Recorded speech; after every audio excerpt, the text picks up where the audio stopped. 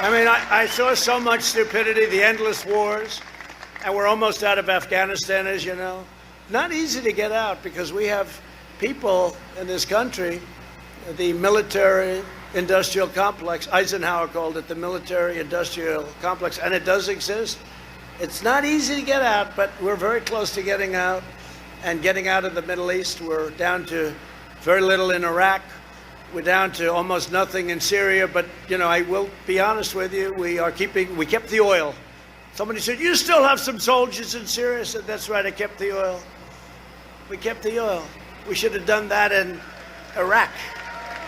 Remember, I used to say a long time ago, don't go into the Middle East, but if you're going to go in, keep the oil. Well, we went in and we didn't keep anything. And all the death, the blood in the sand, I call it the blood in the sand, that worthless sand, all of that death that's been caused for no reason. It's the worst decision in the history of our country going into the Middle East. We're in there now, $8 trillion, we're almost out. $8 trillion and nothing but death. And millions of lives, if you look at both sides. I'll look at both sides. Somebody would say, oh, we shouldn't be looking at the other side. I'll look at both sides. A lot of innocent people were killed.